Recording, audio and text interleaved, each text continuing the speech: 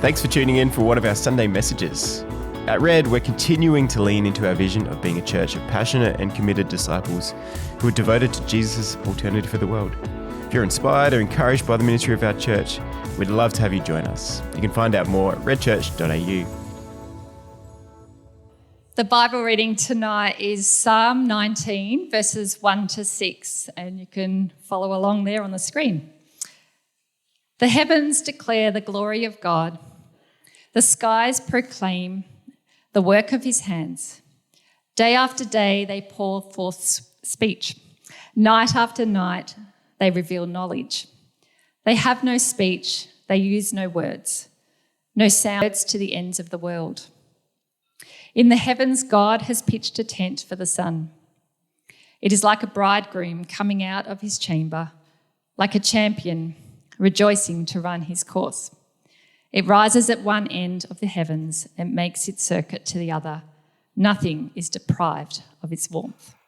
I got up this morning, as I always do when I'm preaching, and I look over my notes. And where I sit, I can see out to the east. And there's just a certain window of time, particularly at this time of year, where if you can just catch the sunrise and then the moments after the sun, particularly if there's a few clouds, you get some of the most incredible sort of palettes of colors.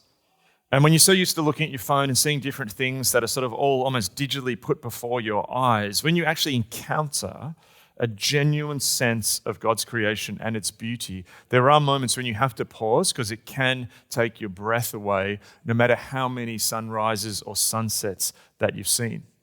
And in this passage that we've just looked at, actually I might get it back up there if that's okay. What the scriptures here is saying that actually creation, this stuff, this environment that we live in is not merely just stuff, that it is created by God, but also that it performs a role, that it actually speaks, it declares the glory of God.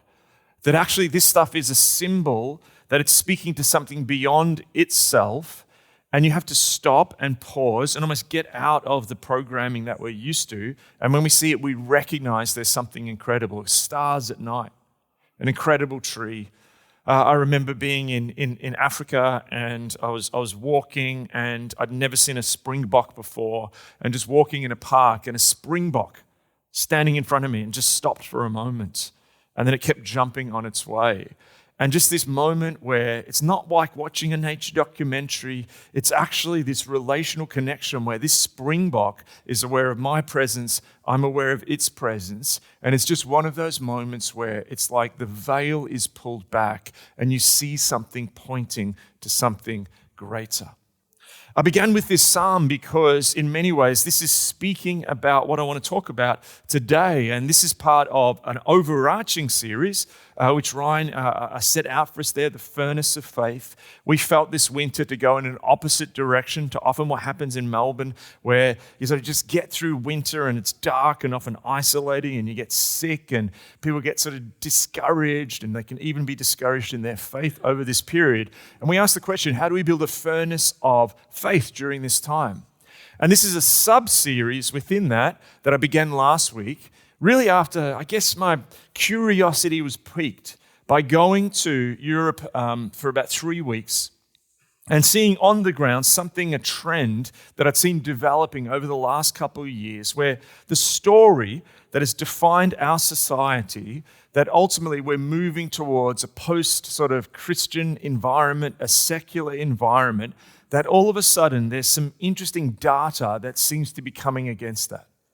At first, it was just stories of different intellectuals and people in different places of public prominence, all of a sudden sort of surprisingly discovering faith. And then you began to see just the stats starting to roll in. A lot of the forefront of this is where I was in Europe, in the UK, in Northern Europe, and Germany, and Netherlands. And I told some of the really surprising stories last week of how what the story had said is that eventually we're going to move away from this stuff, that it's for old people. But actually what the stats were saying is that in Europe, it's actually younger people who are coming to faith. I won't go over them again. I've given them to you for the last couple of weeks, but just incredible turnaround of of faith in places like Norway and the Netherlands and Denmark. I spoke to more people this week, had some more chats, and just more totally insane stories of people in really secular environments having dreams. I shared last week how I'd heard about people through ChatGPT being led to faith and led to church. Heard more this week. Heard this week of a story of a church where there was a particular newspaper which had really sort of like started just going after this church. And then almost like a sort of Paul on the Damascus Road journey, the journalist who had been writing these stories just in the last sort of months, after turning up to sort of like peel back and what's really going on here, encounters Jesus and now has radically come to faith in Jesus. And now, like sort of Paul is actually a believer of Jesus at this church. So many stories I have to tell you, but what I wanted to stick with is the big overarching question of why is this happening and why we need to be attentive around this. And what I posited last week was really this idea that modern unbelief is something that we just presume is there. I talked about Paul in Athens, the Apostle Paul, that early messenger of Jesus, going to the great capital of culture and thinking of its time in Athens and saying to the Athenians, you worship all these gods, yet I found this altar to an unknown God. There's something else going on here. And what I'm positing is that there's something else going on in the secular, supposedly secular West. That actually there is this set of assumptions that most people never question. You hear about people questioning their faith or struggling with their faith, but in the same way, secularism is a faith. And there's this interesting quote from Joseph Minich which says this: modern unbelief is suspended atop its own positive proposals and orthodoxies. What he's saying here is that it's not like just what secularism is, we don't believe in the stuff that you do. No, yeah, you don't, but also you actually have your own beliefs. He goes on and says this, it's a little bit technical, but stick with me. By the way, it's holidays, but you're going to do some school holidays, but you're going to do some work today. We're going to go on a wild ride. So just I hope you had a big breakfast. He says, we've moved not from dogma. Dogma is beliefs or set of beliefs to its absence. So he's saying secularism isn't moving from, here's a bunch of stuff I once believed, now I don't believe anymore. He's saying it's moving from something I once believed to another bunch of stuff that I believe. And the three elemental beliefs I set out last week underlying that the whole secular worldview really centers itself around are three. Number one, materialism. I think we've got a slide on this. Materialism, everything's matter. It's just stuff. Stuff is stuff. Everything's matter. There's nothing beyond the natural realm. It's just this. Two, if everything's matter, then you can control everything. And then three, if everything's matter, if everything can be controlled, everything can be maximized. And we're going to dig this out over the next few weeks. But what I want to focus on is the first one today, materialism. Everything is matter. Now, what's really interesting is you see this tendency, particularly in countries or political movements, which set themselves as atheists, not believing in other stuff, is that often they act in really religious ways. In Red Square in Moscow, which during the Soviet Union set itself up as a culture and civilization without God, that in Red Square there's buried Lenin, whose body is like preserved like a saint.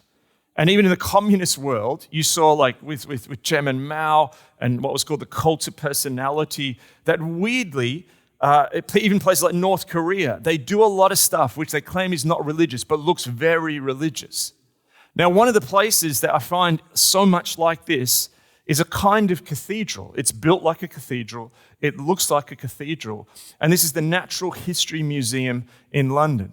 The Natural History Museum looks like this cathedral-like space.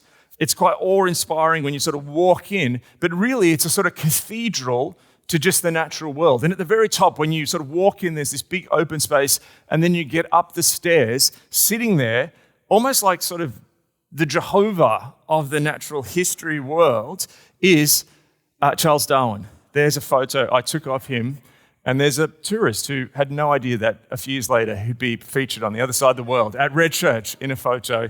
I don't know who he is.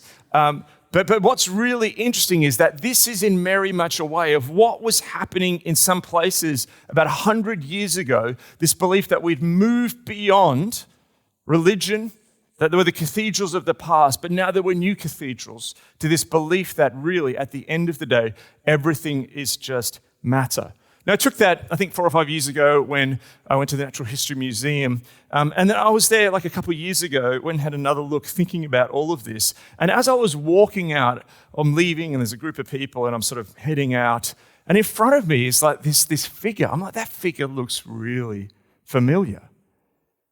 I'm like, where do I know this guy from? Unusual clothes. He looks so much like someone I know. And I sort of thought, I'm going to start following him. Don't normally do this because he just was dressed very unusually. Like, I know those clothes. I know that guy. Who is this guy? And then I realized who it was. It was Captain Kirk from Star Trek. Or what really was going on, it was a young guy. I later discovered there was a Star Trek convention happening in London. And this guy was insanely the double of Captain Kirk from Star Trek, William Shatner. And like he was young, he's maybe like 32. He looked like a young William Shatner in a really disconcerting way. So I'm sort of like, I'm walking at the Natural History Museum in London. I'm in London, but it's like Captain Kirk from the future walking from him. He had the boots, he had the clothes, he had everything. The one thing that gave it away is he had a shopping bag, which I'm sure Captain Kirk didn't have. But what's really interesting is there's a link between these two things, and watch me make it. That the story that Gene Roddenberry really wrote through the series Star Trek and all the movies is that you see in that humanity has progressed. There's not much mention, if barely any, there's maybe 1 or 2 mentions of, like the idea of religion. But in Star Trek, it's this idea that where we're going, and so you can write this line from the cathedral of just belief in the scientific method and rationalism with the Natural History Museum, all the way to Star Trek is this belief that humanity is going to progress and we have all the answers that we need. And eventually in the future, there's going to be this civilization of humans that live together with technology and all the doors just silently close. And we go out into space. And this is the utopia that we're moving to in the future. Now, in many ways, this is the creation myth of the West. Just as different religions have different creation myths, the indigenous Australian story of the dream time, the different things you see in Eastern religions around karma, there's all these different creation stories that we have to explain how we got here. And in many ways, this operates like a kind of creation myth. That's the idea that there was this period of superstition and religion, and then one day, there was sort of this awakening began. Now, historians will call this the Enlightenment. And you think about this term, the Enlightenment, when it's like the lights went on, which roughly occurred from the late 1600s to the late 1700s. And it was an entire intellectual movement based on reason, science, and individual rights over tradition and religious authority. And what you discover as we work through this is not just important to understand what's happening at the moment in this evangelistic opening that I think is happening. But if you're going to university, if you're in the coalface between interactions, even high school, interactions between you and so much of the public space in your faith, understanding this stuff is really key. So I just want to dig into this first point of the idea that only the physical world matters. What is the sort of key thoughts behind this? Well, what the idea here is that only the physical world matters, and therefore all the solutions for your personal life, for your romantic life, your health, your well-being, your thought life, your inner world, your success in life, your career, all of that can be solved by things just from the natural realm. The second thing flowing then is that the solutions for Melbourne, the solutions for Australia, the solutions for the world, the solutions for human civilization is only going to come from solutions that are from the natural world. And what this does is it creates this kind of division between these two spaces, which didn't exist throughout most of human history. And this is this division between the natural and then what is called the supernatural. And you'll notice here that I've put a sort of a thick border between the two. Now, throughout most of history, most cultures across all the continents of the world never saw the world like this. There is this sort of overlap between things which were understood as natural. When you look at the book of Jeremiah, and the book of Jeremiah says that, you were knitted in your mother's womb, and there's a sense where people understood back then in the ancient world that there was a process where people, reproduced and had children. They understood the techniques of that, but also they saw that as sort of like also of a spiritual truth all at the same time. But what this sort of contemporary secular worldview has done is clearly defined the two. And it's almost sort of put up a sort of kind of like border force, homeland security, where actually, if anything crosses that, if anything's not explained by the natural, it's out here in the supernatural, and the supernatural must be questioned. Everything must be explained. Anything which heads out there, and you have something out there, its problem is that maybe that's actually a problem with your own mental health. So what are the consequences?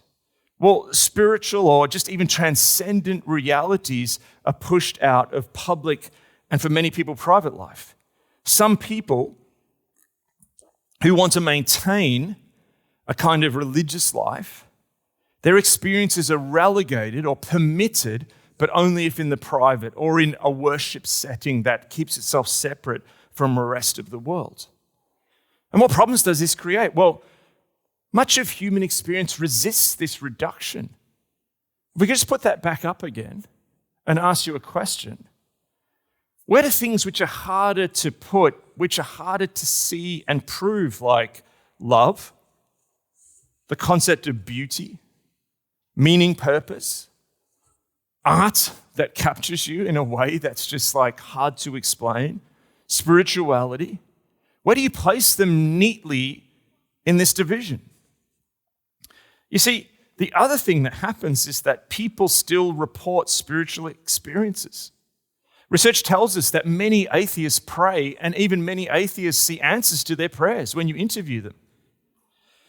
And some people have this sense of what I think it was Bruce Wilson called theophanies, these experiences where you seem to have this connection with something bigger than yourself. Bruce Wilson tells the story of Australia's only Nobel Prize winner for literature, Patrick White, who in Sydney struggled, this sense, is there a God? And then one day he was at his house just in Castle Hill, which was on the edges of Sydney at the time. And he basically was taking out feeding the chickens or something. It was like a storm of rain, and the rain's coming down, and he just slips and falls on his back. Here is this esteemed writer, globally recognized, slips and finds himself completely covered in mud, looking up to rain coming in his face. And he has this experience. This experience that, hang on, this is just like, God's laughing at me here. There's something bigger here. What a fool I am. And the next week he turns up in church. He struggles to connect into church, but there's actually something there that's happened to him. Again, an Australian intellectual champion that can't be explained easily here, the thought that there's something bigger. The other thing is that supposedly secular culture is filled with all kinds of beliefs we could describe as New Age, astrology, spiritual mashups. I think I've shared before that when we decided to move, start the congregation in Camberwell, we got some research and we were wondering, what's the sort of anchor points in Camberwell? Is there like a restaurant? I did youth ministry in Camberwell when I started ministry, and the anchor point was McDonald's. The other anchor point was the very big, at the time, Country Road store. These are not the anchor points anymore. What the research told us is the number 1 and 2 reasons that people come to Camberwell from outside of Camberwell is a psychic reader, and the second one is also a psychic reader. This is in supposedly post-Christian Melbourne, which has moved on from this stuff. And so what we actually find is when we scratch underneath the surface, despite this being like a dogma of our world, is that the boundary between what is supposedly the natural and the supernatural is far more porous. Border Force are not doing a good job. There's lots of people getting across the border. Martin Robinson writes in his book, The Faith of the Unbeliever, just occasionally, there seems to emerge the sense that there might be something more than the merely physical. It's almost as if the existential encounter of people with the world occasionally suggests a religious dimension, but a knowledge of how to express such feelings is absent. So in other words, people are having spiritual experiences, but they don't have the language of how to express it. In any case, it's as if the emergence of such feelings must at all costs be denied and suppressed, kept so firmly within the realm of the private that such longings dared not be admitted even to those few people with whom one shares some intimacy, one's friends, one's lover, one's wife. He shares the story of research done in the UK, I think it was done in the north somewhere, of a group of men who come from the most secular demographic. I think they were miners, middle-aged guys, and they interviewed them and they were like, we don't pray, nothing, don't believe in anything. But as the researcher spent more time with them and they became more familiar with the researcher and trusted them, all of them basically admitted they pray. They don't tell their wives, they don't tell their mates, they don't tell anyone, but they all prayed, and they all prayed in not the prayer room, but the bathroom, not telling anyone. Something's happening underneath the surface. You see, it's actually, if you're human, it's normal to have spiritual experiences, transcendent moment, unexplainable phenomenon, things which don't neatly fit into the natural, supernatural divide.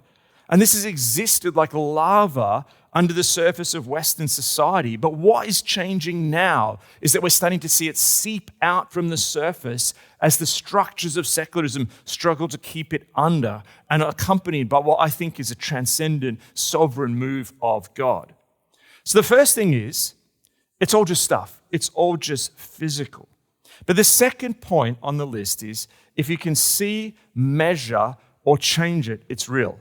So if you think about that divide, how do we see what goes on the natural side and what goes on the supernatural side? Well, the way that you do that is use what is known as the scientific method. If you can see it, measure it, or change it, it's real. It gets in the natural, right? If you can't see it, measure it, or change it, it's on the other side. It's in the supernatural or unexplainable. This is a painting by Joseph Wright of Derby. It's completed as the Enlightenment was at its height in 1768. And it's called, very romantic name, An Experiment on a Bird in an Air Pump. And what's really interesting about this picture is it shows you what was happening in society. You have a scientist in the midst of an experiment. Wright uses a style that is actually known, if you know the history of painting, that could go back to Caravaggio. It's called chiaroscuro, which is this darkened light that was used by Caravaggio for religious paintings, these paintings of Christ from the scriptures. It's a Renaissance style where you saw that this was incredible religious art was just created. But what's moved now, it's no longer about God and the Bible or even the ancient Greek myths, that spiritual dimensions. It's now about the spiritual. But it's interesting, there's some contradictions in this painting. You have the scientist, see the guy in the middle, who looks almost like a prophet, come in from the wilderness. You've got the guy there with his arm around the young woman saying, but this is the data. The young woman's horrified. Her pet bird is now dead. It's an experiment, yet it's also some power and control in there. A love on the other side, you've got the two young lovers looking at each other, hinting that despite all of this scientific stuff, there's still stuff like love. There's the relational connection between the young children and the bird. So this is the rise of science, and the science is like the light in the dark now, but there's still contradictions at the heart of it. It's almost a kind of secular ritual, making the experiment a moment of awe and moral questioning. So what's the belief? The belief is that the scientific method is the path to truth. Reality is what can be observed, measured, and experimented on. And this has been incredibly successful. We live these incredible lives of technology. We've got musical instruments that we can plug into power here. We have incredible healthcare results. There's ability, I said I just come back from Europe. I'm going to go across the world in 24 hours. I can text message friends on the other side of the planet. Incredible advances. Yet there's also sometimes consequences when we use those methods and we try and turn them into something which gets us ultimate truth in all of its spheres. Science becomes then society's guiding authority, replacing religion in the public sphere. And religion is then privatized and science rules the public space. Now, we know that history is far more nuanced when you look at the history of science. It's given us riches, but it's struggled to perform as a replacement for religion. And originally, science in all its forms in Europe, in the Middle East, and in China and India, science was not a rival to faith. It began in the Latin scientia, which is a way of knowledge on the way to the much greater way of knowledge, sapientia, or wisdom.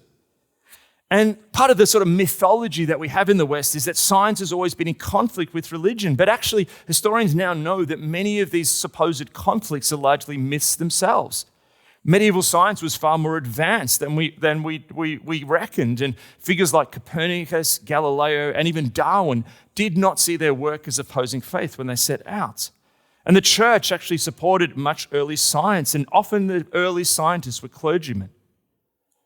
You see, Nick Spencer writes in his History of Religion and Science, the facts that everyone knew about science and religion turned out not to be facts after all. And this division between religion and science is more something that comes out in the 19th century, but it emerges from a kind of science in the 19th century which reflects the understanding then. Contemporary science, and keep staying with me, I told you you're going to work, contemporary science, especially in fields like quantum mechanics, cosmology, and neuroscience, does not deliver the crisp, clean, materialist certainty that the 1970s science did. New science is giving us a lot more questions at times than answers. And what these are revealing is this dark, deep mysteries at the heart of reality. Particles that behave unpredictably. A lot of the universe is made up of unseen dark matter and energy that we can't see. It's hard to prove it's there, but it's there. And even our consciousness of how our brains operate remains often really unexplained. Instead of closing off all these big mysteries, modern science is increasingly creating more of them. And what's interesting, as we've seen in the last few years, is science is no longer seen as this neutral priesthood. This has been exacerbated by crises like COVID and climate change, debates about biological sex versus constructed gender. You see that science is increasingly contested, influenced by funding, politics, and institutional agendas. As a result, many see that we live under the benefits and the fruits of the scientific method, but increasingly the public sees that its results are contestable and growing questions are arising about its objectivity and purity. Again, the border between the supernatural and the natural is looking far thinner and more porous. The last belief, and well done, you're doing fantastic. We're on a wild ride here. The last point is that ultimately everything is an object or a thing. So there's a logical progression here. Only the physical world matters, if you can see it, measure it, or change it, but ultimately everything is an object or a thing. You see, if everything is measurable, it can be broken down into parts. And this means things like consciousness, meaning, love, art are just reduced to biology or chemicals. You don't really love that person. There's just a chemical reaction between you and their hormones. And what happens is the consequences of such a belief is that humans become collections of cells, hormones, DNA, and evolutionary impulses. Relationships are just reduced to survival strategies for tribal groups to pass on their DNA. The deepest things that we value, our sense of meaning, our love, our spirituality, are simply neurological, biochemical reactions. And what does this do? Well, it creates so many problems. This objectification destroys real relationships and meaning. Like the picture we saw from Wright, there's this reality of the scientists are doing an experiment on a living thing, this white dove. And the children see the horror of this as the white dove dies. That what happens is that dove, which is a living thing, I don't know if it's a pet or not, whatever it is, the children have a connection to it in a relational form, as I did for that springbok for about 3 seconds as I walked on that path in Africa. Is that they actually see it as something, it's beyond, it has a sense of relationality to them. But the scientific experiment breaks it down just into a part. A boy who loves his dog and wonders why his pet he loves so much, if he then dissects that pet and breaks it down into component parts, he's not going to be left with a relationship. He's just going to be left with a sort of mess of body parts. You see, we actually recoil, despite us having this overarching public belief that these things are the way forward, that there's nothing outside the natural realm, that we'd actually morally recoil if we actually live this out. If you just saw someone and they just came up to you and said, here's my new baby, and you were like, well, yeah, do you really love it? I think it's just the bonding stuff over millions of years. Not that important, really. Don't get suckered into that. Who would honestly sort of stand up at a funeral and actually, when people are saying, here's Fred and he's passed away and, we know he's looking down on us and say, guys, come on. The bloke is dead. He's compost. This has happened for millions of years. It's just going to keep happening. Do that. People will think you're a psychopath. So there's a bizarre thing where if you actually take this stuff to the nth degree of its logical like imagine sacking someone at work, like, come on, mate. This is just data. You got this, all these relational dynamics that come in this. So in a sense, we proclaim this, but we don't really live it and believe it. You see, people in nature exist in relational webs. We're not isolated objects that can be broken down. And this contradiction grows stronger the more that we push into objectification. We see all these beautiful things in life broken down increasingly in our digital world just into algorithms and numbers. And relationships are incredibly objectified.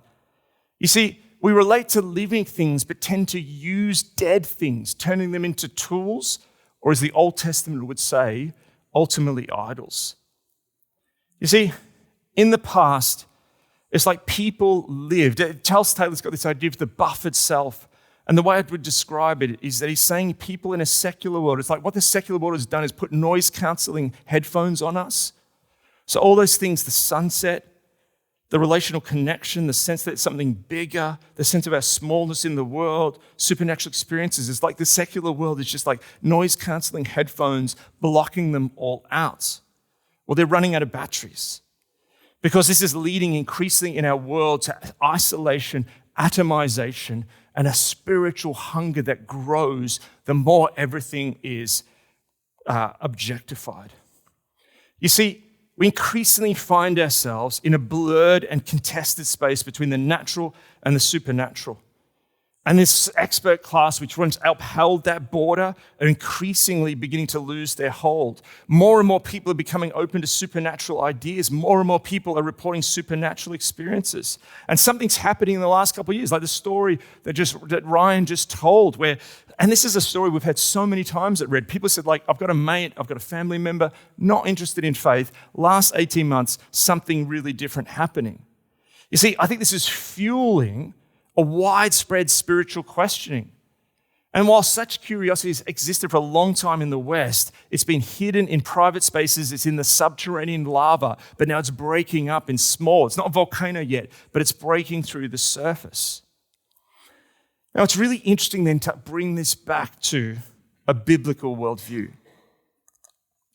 The theologian N.T. Wright notes that the modern split between the natural and the supernatural doesn't really begin in the 19th century. It goes back to the ancient world. We saw last week that Paul in Athens talks to a group of philosophers. There's a group in Athens called the Epicureans. They followed this worldview which said, yeah, there's maybe a spiritual realm, but it's miles away. So just live in this world now, have pleasure, look at the stuff of this world. And in a sense, what they did is they split the lived world from the spiritual world. A follower of Epicurus called Lucretius wrote a book on the nature of things where he argued, this is really early, this is like ancient world. He argued that everything was just atoms and that reality could be explained in purely material terms. This is not new.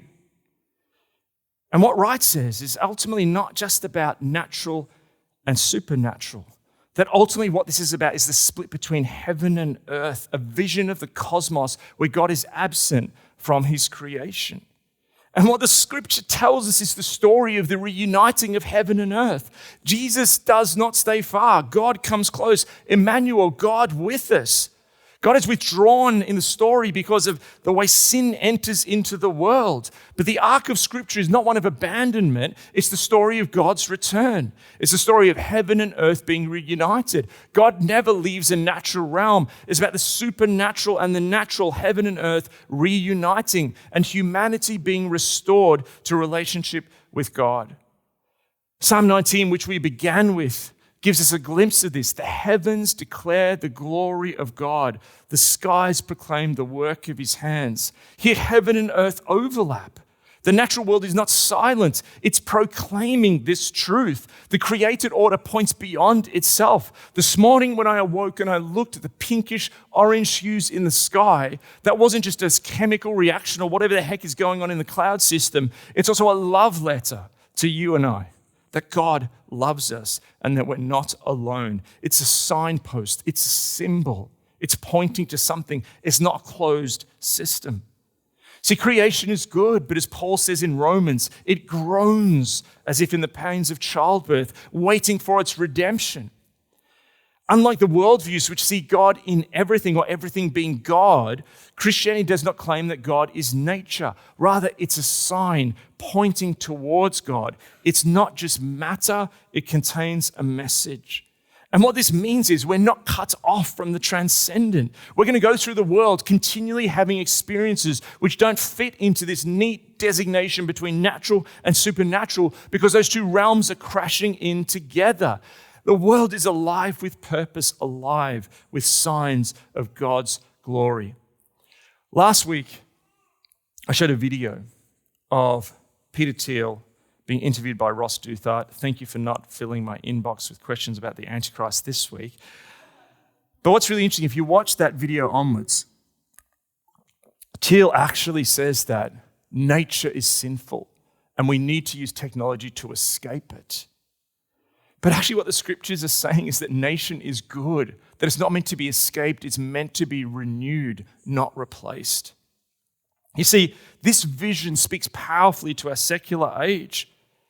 See, everything is objectified, and materialism reduces people to parts, bodies to chemical, love to hormones. But the Christian worldview says creation is good, people are not objects, and the world is sacred.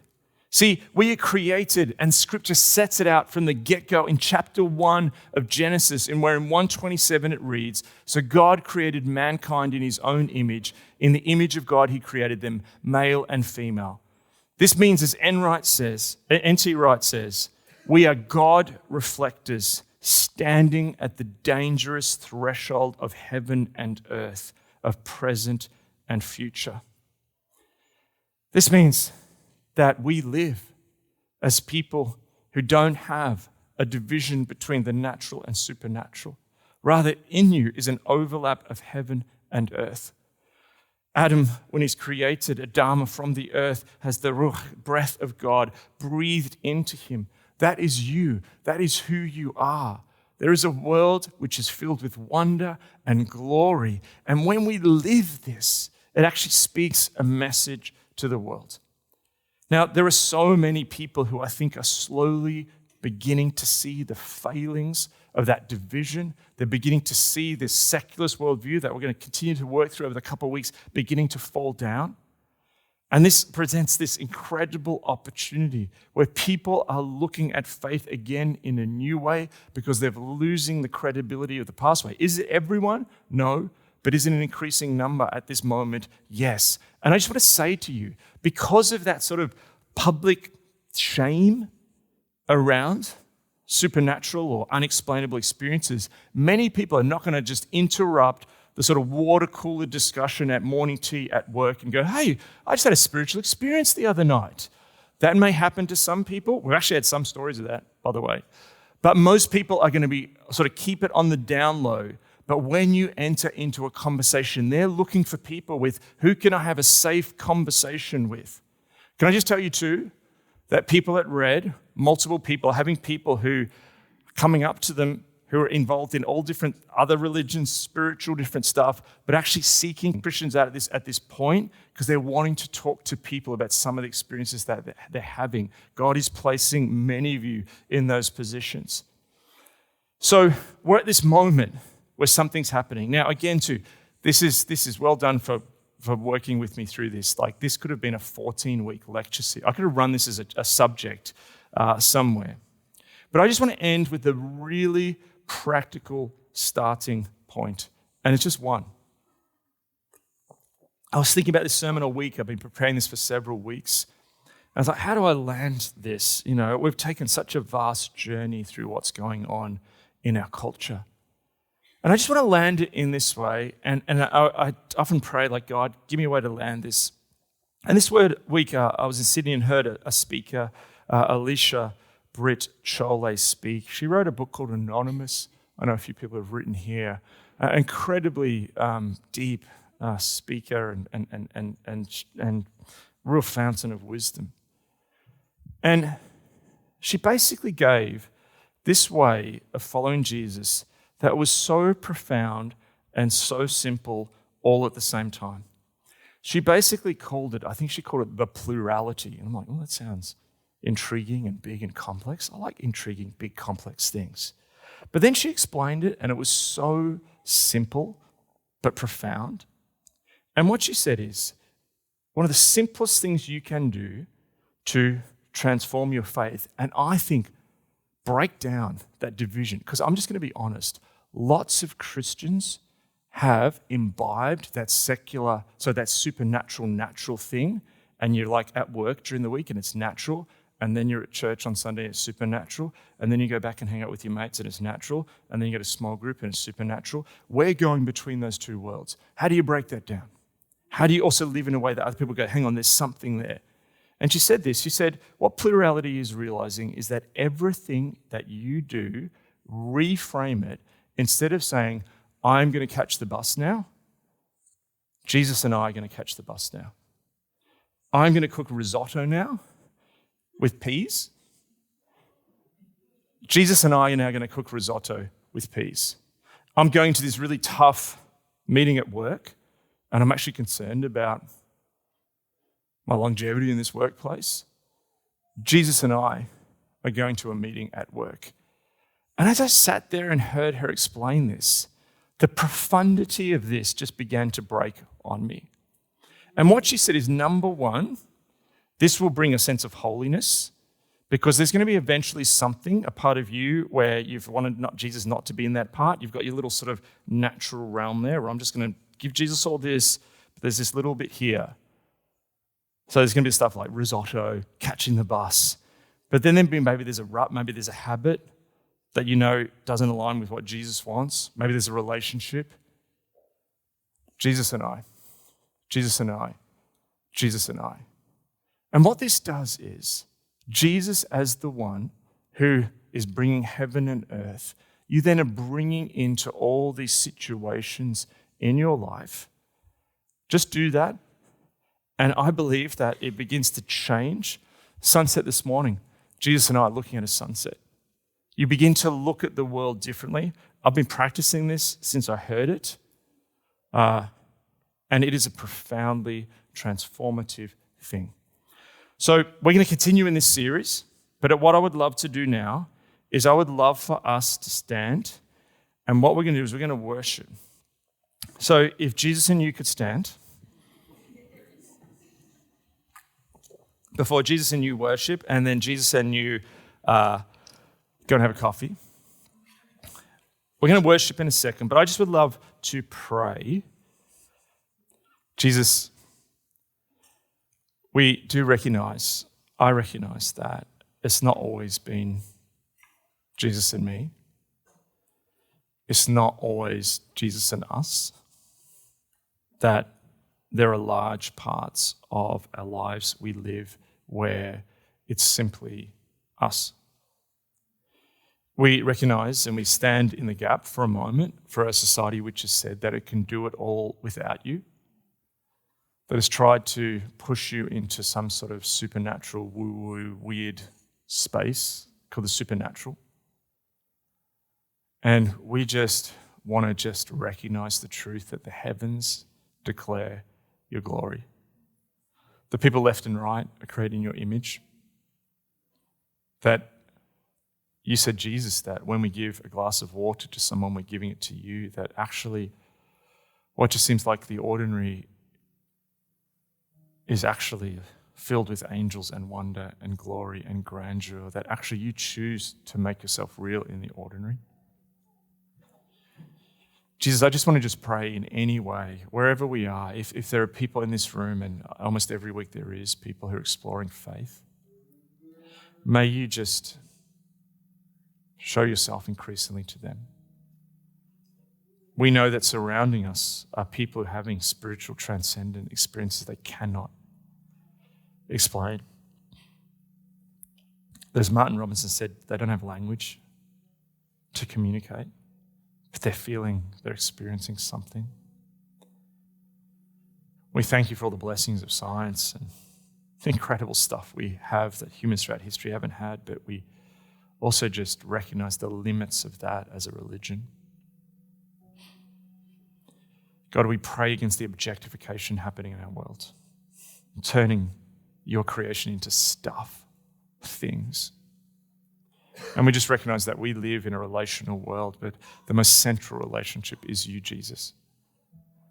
So Jesus, may we develop new neural pathways, habits where we just recognize that you're always with us. Open our eyes to see, open our senses to see your presence in the world. Help us to see the mysteries in a tree, the grandeur of the night sky, the wonder of people around us created in your image.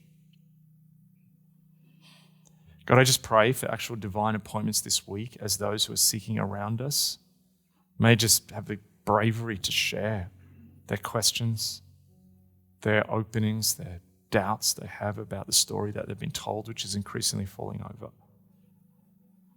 And I just pray, Jesus, may people meet you. May people come back to you. May we fall more deeply in love with you, recognizing you're close. We're so sorry for putting you in a sort of sealed compartment. Break down the doors of our compartments. Erase the border. Heaven invade earth. So now as we sing Jesus, may we just sing recognizing that you are not distant, you are close.